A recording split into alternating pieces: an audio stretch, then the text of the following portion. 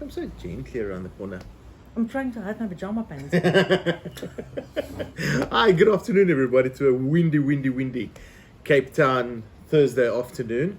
But this one is something to behold. I mean, the Bouchard Finlayson Pinot Noir Galpin 2019. I don't think it's released yet, is it? No, it's just been released. Just been released. We were lucky enough to have a bit of a chat about it with Peter Finlayson live on Zoom yesterday. And you know, the days of journalists getting together and launch wine, I mean, now at least it's on hold, but the joys of having Peter's attention for half an hour to discuss his love for Pinot. And you know, I'm a big fan of Sure, you haven't made it a Peter secret. Finlayson, and now that Sean Connery is moved on to the different world, Peter Finlayson is my Sean Connery. Sure. Okay. Well, So- there you go. Gets back to another 007, yeah. He's 007 of the Pinot world to me. Yeah. And I mean, if you look at him, he demands authority, and so does the Pinots he make. And he's philosophical about it, but he's also analytical and real about it. And working in the Imlen Valley on Bokkefold Shale, he knows and understands what the vineyards gives. Sure, he does. But he's been in this business for long enough with regards to Chardonnays and Pinot. I mean, he's really a stalwart in the industry. And just one very quick thing before we go to the wine is the fact that, but the advantage of getting these wines to taste over Zoom is that you get to taste them, if you're lucky, the next day too.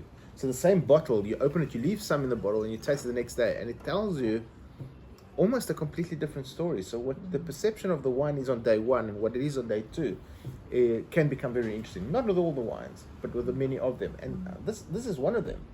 Unfortunately, Galpin Peak is known to be released quite young. I think it's because the market demands the wine. I mean, you can't sit on your capital, so they would release the wine, and now the wine is in the stage where the oak is quite evident. It doesn't bother me at all, but you can get that clove kind of character. Sure, of the 10 oak. months of oak, 30% new. I enjoy that, but I mean, that's going to change, and even just from yesterday to now, Sure. that's subsided quite a bit. Sure. So now all that almost kind of a cranberry and young plum and red fruit is coming more to the front. But as fickle as Pinot Noir is, and I mean, it's been described as the heartbreak grape. I mean, it's difficult to grow. A lot of people said that it doesn't belong in South Africa, but there's the guys up in the Imlen Order that's proven that you can create world-class wine with it. And I think the Galpin Peak is one of those wines Sure. that's up there that proved that, you know, old style Pinot Noirs are definitely possible. Would I in be South right to Africa. say that the fact that on the second day this wine has opened up so much, it's almost telling you that it's going to need a bit of patience. You'll be rewarded with patience on this one. I think it's made to go the distance. I believe so. Yep. Yeah. On the nose, violets, perfume, very perfumey on the nose.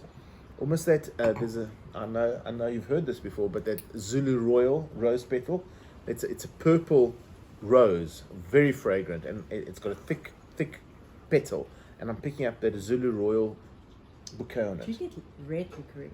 I don't. I get black salted licorice, but I don't get red licorice.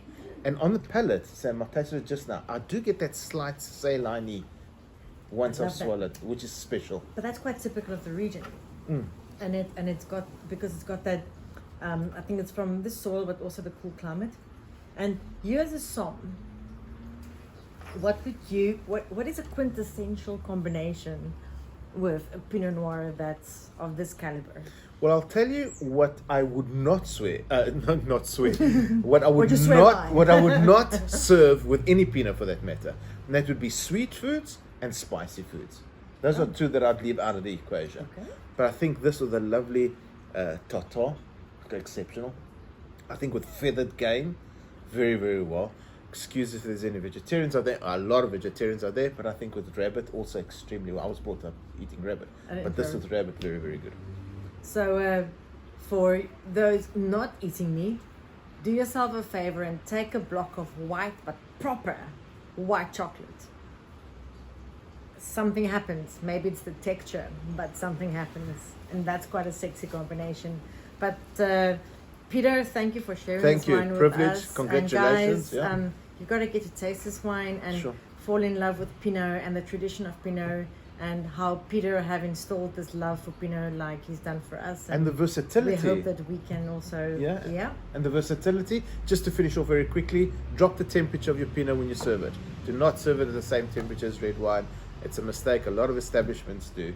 Just drop the temperature slightly, not too cold, otherwise it's going to hold back everything.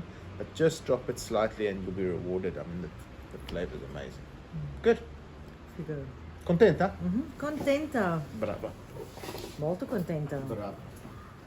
Luckily, you didn't, not too cold, so you never hold back.